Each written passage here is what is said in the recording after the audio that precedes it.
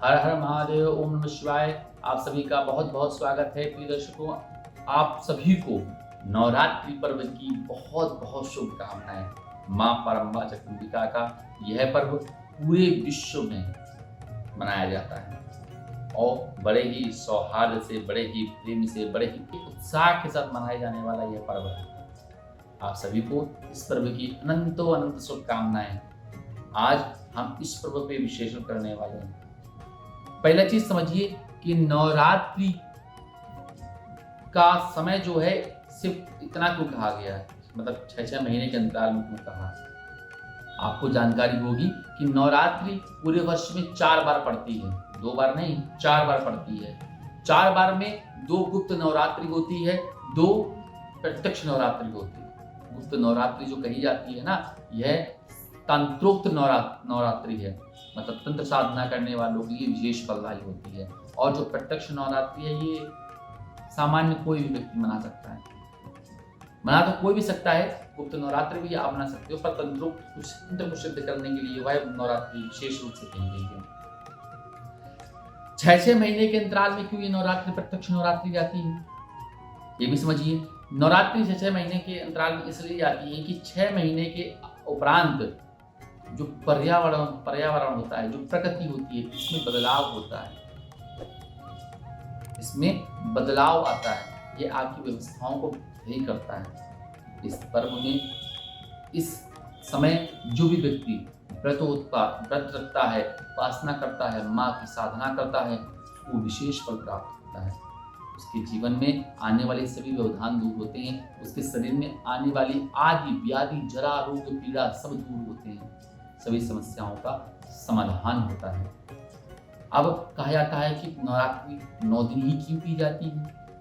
नवरात्रि 14 दिन भी कर सकते हैं, 15 दिन भी कर सकते हैं, 20 दिन भी कर सकते हैं, या 1 महीने भी कर सकते हैं। जैसे बाबा शिव का सावन का महीना था, अभी तो 2 महीने का पड़ा पुरुषोत्तम मास की वजह से, पर अभी तो 1 महीने का रहता है।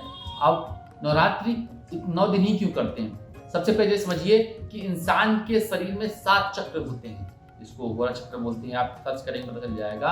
7 चक्र होते हैं।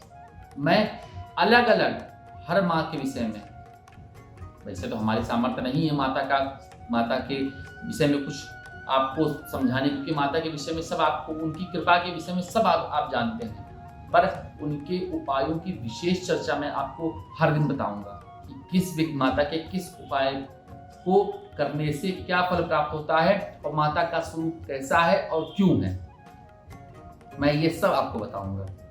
पर आज बात कर रहे हैं कि नवरात्रि 9 दिन की ही क्यों की जाती है। वो इसलिए की जाती है, देखिए 7 चक्र होते हैं हमारे शरीर में। 7 चक्र मतलब 7 दिन। 7 दिन में वह व्यक्ति उन 7 चक्रों को जागृत अवस्था में करता है। 7 दिन में वह व्यक्ति 7 चक्र को जागृत अवस्था में करता है। 8वें दिन उन चक्रों की गतिविधियां जो होती हैं वो सुचारू रूप से चलना शुरू हो जाती है। जब सुचारू रूप से चलना शुरू हो जाती हैं, तब 9वें दिन माँ भगवती की, माँ आदिशक्ति परम्बा जगदम्बिका की नवदा भक्ति प्राप्त होती है। इसको करने से व्यक्ति इस कलिकाल में, इस जीवन में सुख भोग करके अनंत कोटि ब्रह्मांड नायक माँ आदिशक्ति परम्बा जगदम्बिका की आराधना में लीन होते हुए उनकी कृपा को प्राप्त करता है, उनके परम रूप को प्राप्त करता है, उनकी शक्तियों को प्राप्त करता है, उनके दिव्य आशीर्वाद को प्राप्त करता है। इस नवरात्र जो भी व्यक्ति अपनी मनोकामना पूर्ण करना चाहते हैं, जिन व्यक्तियों को लगता है कि हमारी मनोकामना माँ जगदम्बिका जल्दी ही परिपूर्ण कर दे, जल्दी ही खुश हो जाए, तो करना क्या है, आपको माँ के सामने, माता के सामने रोज प्रातः काल, सायंकाल, दोनों समय, क्योंकि माँ की आराधना दोनों टाइम होती है, प्रातः काल भी होती है, सायंकाल। आराधना तो कभी भी कर सकते हो, क्योंकि मंत्र जाप साधना तो आप दिन में कभी भी कर सकते हो, पर प्रातः काल और सायंकाल को ही आपको ये उपाय करना है। प्रातः काल और सायंकाल के समय आपको करना क्या है कि पान के पत्ते के ऊपर शहद रखना है, शहद के ऊपर 2 लौंग रखनी है, मतलब 1 लौंग का जोड़ा। यह आपको रख करके माता के चरणों में रख देना है और अपनी मनोकामनाओं को माता से बोल देना है। ये विश्वास के साथ कहता हूं, आप जो भी मनोकामना मां से बोलेंगे वह मनोकामना आपकी 9 दिन के अंदर अंदर पूर्ण होगी।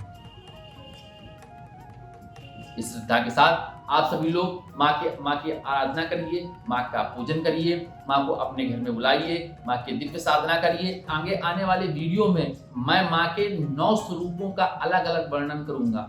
माँ का कैसा स्वरूप है, माँ की कैसी व्यक्तित्व है, माँ कैसा क्या देती है और किस उपाय को करने से माँ सिद्ध होती है, माँ की भक्ति सिद्ध होती है। क्योंकि माँ सिद्ध नहीं होती, माँ की भक्ति सिद्ध होती है।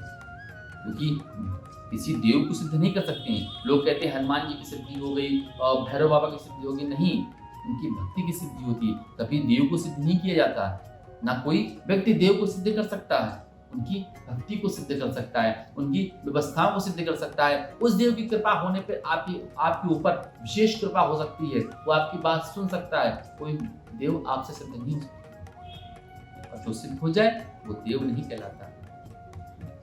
खुश रहिए, प्रसन्न रहिए, आने वाले वीडियो को देखते रहिए। माँ के विशेष रूपों की चर्चाएं मैं आपसे करता रहूंगा। बाबा शिव, माँ आदिशक्ति, परम्बा जगदम्बिका आप सभी के सभी मनोकामनाओं को पूर्ण करें। हर हर महादेव, ओम नमः शिवाय।